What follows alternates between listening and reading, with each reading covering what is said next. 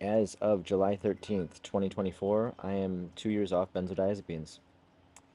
My birthday was actually July 9th, but this anniversary is much more important to me. I recorded take one of this video on Saturday, but I didn't have this little microphone and the racket of a million diesel generators running in the background in Bamako did not make it for a very comprehensible video. You wouldn't really have heard anything. So now I have less interesting scenery. Seems like I've got 200 flies surrounding me at the moment, but I will hopefully be able to communicate this video, which is really important for me to make because I'm 2 years off now and I want to talk about where I'm at. I made a video a couple months ago documenting my timeline of symptoms, my withdrawal and healing, which symptoms I had and when, and where I was at that time. Now another couple months have passed, so this is an update on that. And the second part of this video, looking back over these 2 years, I'm going to talk about what was the most consequential, what was the thing that had the most outsized positive impact on my healing. That'll be the second part of this video. First part of this video, the symptoms I'm still dealing with now. I had someone write a comment in between the filming of that first take of this video and this recording now, and that person said they didn't really understand I was still having symptoms. I talked about being like dramatically improved 9 months off, and then all of a sudden, getting towards 2 years later, I'm still talking about having symptoms. So what's the deal? And they said, it's a sincere question, and I totally understand that. I understand where the person's coming from. I kind of think of it as, if you were homeless and all of a sudden someone offered you a house, you'd be thrilled, you'd be ecstatic, and if you got in that house and the roof was leaking, it wouldn't bother you that much. Um, but now, after a year goes by or something, that leaky roof might start to bother you. And at 9 months is when I turned the corner, and my most debilitating symptoms, especially the physical ones, the ones that were of such intensity that it made it difficult to live life. Those I had really, gotten past those, and I kind of had this moment where I could really see the light at the end of the tunnel. So now the symptoms that I'm dealing with now, I still link them to benzo withdrawal, and I still think I hope there's still room for improvement, but whether there is or not, I still link it to the experience of getting off benzodiazepines. And I think it's important to be completely honest about what I'm still experiencing. Number one that I would mention top of list is mast cell activation syndrome, because this is something I definitely did not deal with before I came off benzodiazepines. It is a lot better than it was. I don't know if some of that's just natural improvement over time. Most people, when they get MCAS, it's a chronic condition and it's progressive. It gets worse over time. But for us in this kind of benzo-induced MCAS world, there's not been a lot of research, if any research, done on it. And as with most things in this kind of, both in the post-COVID world and in the benzo world, we're navigating completely in the dark, trying to feel our way through and trying to find our own solutions and listening to other people who are having similar experiences. But we're not getting a lot of help from the medical community, which has mostly ignored these issues. MCAS is something I still deal with, very much so, but it's manageable. It's manageable because of supplements, I believe because of supplements, and possibly some improvement that's happened over time. I'm going to make a separate video going over some of the supplements I take, because when I started taking them, the difference was remarkable. So I think it was not just a question of being a psychological, a placebo effect or something like that. And I really also have noticed a difference when I don't take certain supplements. So I think it does make a big difference. Before, if I were to eat a tomato or have a cup of coffee, a single cup of coffee, it would send me into a tailspin. I would have symptoms within 30 minutes, and it would affect me for, the next 24 hours, basically. Now, I can have a cup of coffee every now and then. I can eat tomatoes here and there. I just can't overdo it, basically. Cognitive issues. Memory is something I'm noticing more and more. I don't know if it's like permanent memory loss, but There's occasions where I've recognized someone but not remember their name, or had trouble recognizing a face. There's also been cases where it, a piece of information that in no way would I have ever thought I would not remember, a piece of information that was bolted to the floor of my hippocampus somewhere so deep inside my brain I would never forget it. I am having lapses with that. And it was happening before, but like I said, it's like in the absence of bigger symptoms, you start noticing the smaller symptoms a lot more. They might not be debilitating, but they kind of come into the spotlight. Train of thought. And I'm looking at a piece of paper because I wrote a couple of these down, because train of thought, sometimes I'll lose my train of thought. This is unnatural talking to the camera like this right now, but sometimes I'll lose my train of thought talking to a friend who I'm completely comfortable with, and I'll kind of lose sight of the conversation. And sometimes I'll struggle listening. I think focusing in general has been a problem, and I would extend that too in this part of the cognitive issue symptom subset. I would say just being able to focus on work. Right now, we're dealing with the the the business. I'm self-employed and I'm involved in a couple projects, and before I could be very focused, before benzodiazepines and while I was taking benzodiazepines, I could concentrate on tasks and I could get them done. I've been really struggling with that. I don't know, I can't say if it's directly related to benzo withdrawal and coming off benzodiazepines, but it's something I did not deal with before. Physical symptoms. So there's a few physical symptoms that I still have. They're still occurring less frequently, but they're still happening, and they're just as disturbing as they ever were when they happen. It's just now I have a bit more of a a base of knowledge around what's happening when they're happening, at least. So it's not quite as terrifying. But things like hypnic jerks, like, you're trying to fall asleep and you get jolted awake. It feels like you've been hit by, like, zapped by a bolt of electricity. And oftentimes when that happens, I'm kind of in that weird twilight zone where you're not quite sleeping, you're not quite conscious, and I get jolted awake and my heart will be racing and I'll be disoriented, and it'll be it's briefly terrifying. I can just find some relief knowing the fact that I know what it is, and I know it's something I didn't have before. It started during the benzo withdrawal. It's happening less and less. I hope it's going to go away entirely at some point. I still have bouts of air hunger, which, if my anxiety is kind of spiking, air hunger, the feeling of not being able to catch a breath, that's something that I would love if it disappeared completely, but it's less frequent now. On the topic of anxiety, though, and just kind of my baseline anxiety and panic attacks and all of that, just, everything that's a result of, say, increased neural activity, my baseline anxiety is so much better. It's way better than it was even while I was taking the benzodiazepines. I can honestly say that. And that says a lot. And there's some lifestyle diet changes that go into that. But I honestly, I never thought I would be saying that. Never in a million years. I mean, before 9 months of benzo withdrawal, I didn't think I was even going to heal from the withdrawal. I would have given anything just to go back to my baseline anxiety during my benzo use, or even before my benzo use, when I was getting blindsided by panic attacks and I was really struggling so much that I did seek a medical solution. So my baseline anxiety is much better. Still dealing with, still dealing with, I still have social anxiety and health anxiety and sometimes agoraphobia and different things that has gotten a lot better. And I'm thankful with where I'm at with it. Today, for example, this morning, there were a few things that happened that would have sent me into a panic attack before.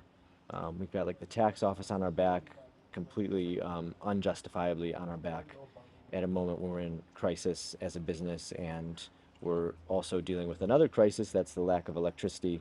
We're on generator power almost 24 hours a day. Anyway, that's enough about that. The main point is that this is something that before would have been a guaranteed panic attack. And now it's something that, my cortisol levels went up. I could feel my anxiety going up. Okay, I took a minute, I did a couple, like, um, you know, conscious breathing exercises. And, before, these are things that I would thought this is just like all nonsense, breathing exercises and all this stuff. whether it's psychological or not, whether any of it's placebo or not, if it works, it works. So, in conclusion, 2 years off, I'm still dealing with symptoms, but I'm honestly a different person. And I didn't think I would be able to get to this point. Absolutely not. So, what was the thing during this 2 year period that I think had the biggest impact? I made changes to my lifestyle. I didn't completely cut out alcohol, but I completely changed that aspect of my life, changed my diet. That was a lot of MCAS motivated, but also diets linked to anxiety in a lot of different ways.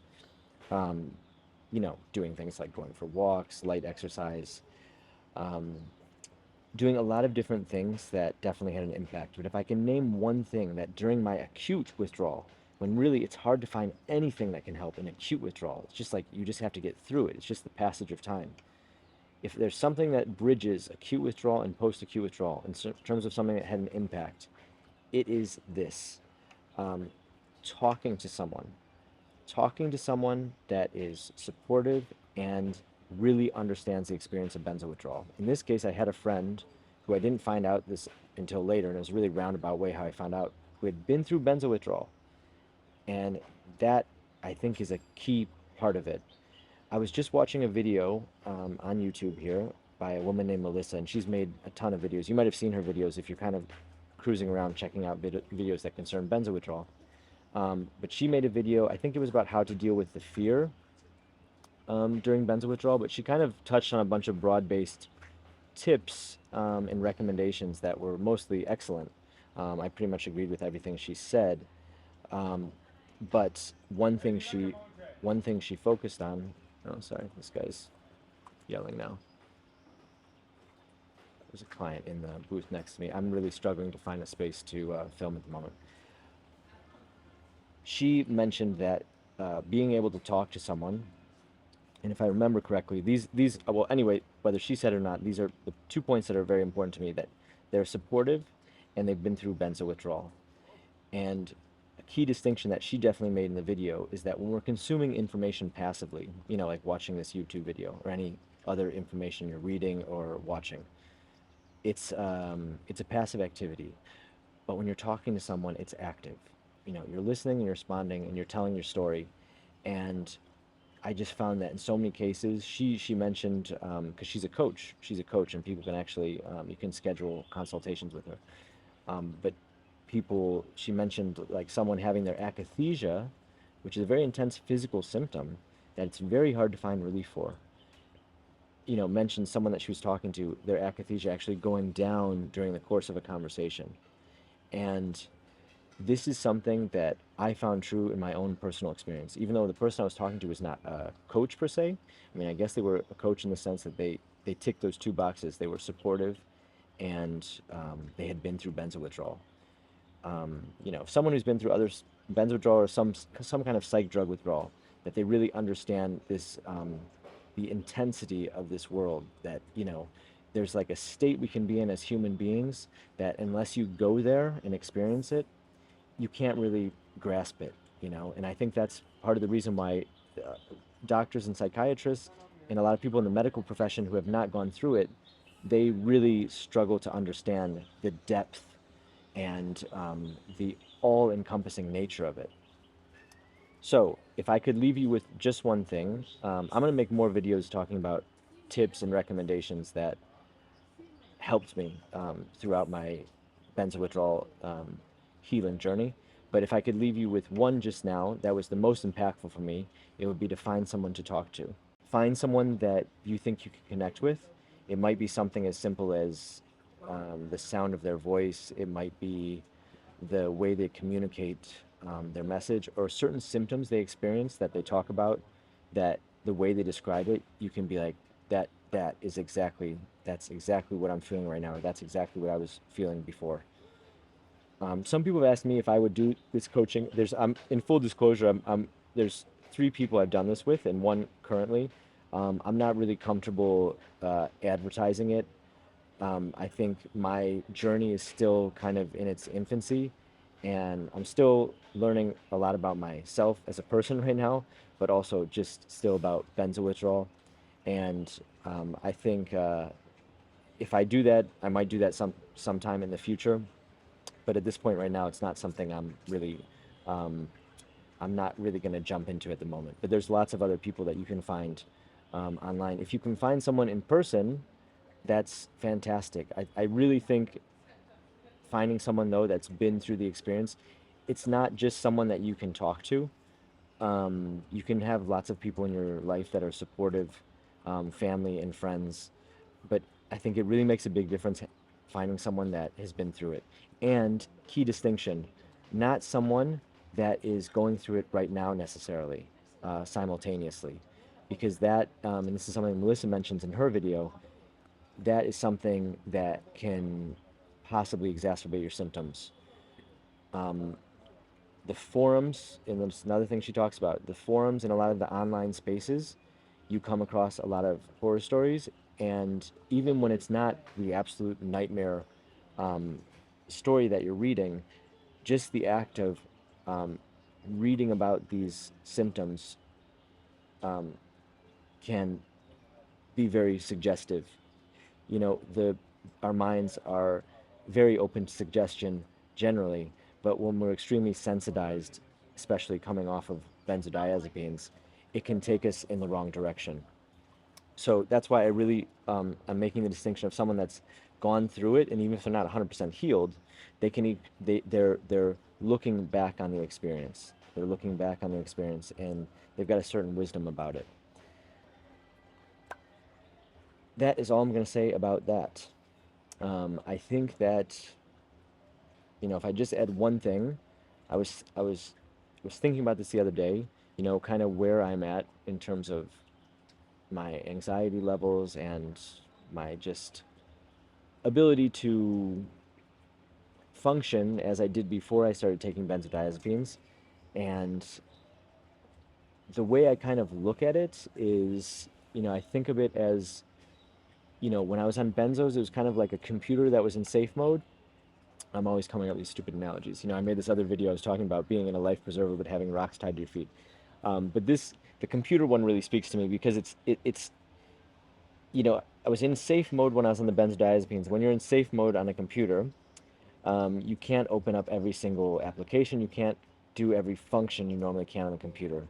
But there's also a kind of certain protection against catastrophic failure when you're in safe mode. So I was on safe mode. I got off benzodiazepines, and everything went haywire. You know, the computer was just, it was not functioning. It was just uh, the what do you call it? The icon, the cursor was just in that like pinwheel, just yeah, nothing working, and or blue screen of death, whatever, however you want to think about it. But now, you know, I was able to do some things. It's like, you know, you defrag your hard drive, you can delete a few applications, and now I know how the computer works. I know that I can't maybe open up these three things at the same time, but I have the wisdom and I have the knowledge about how this computer works, and that's allowing me to still use the computer, my mind. You know, I'm able to still get through, even if it's not what it was. And I don't even say what it was like right before I started taking benzodiazepines, because it was not in a good place then. But maybe, you know, a couple years before that.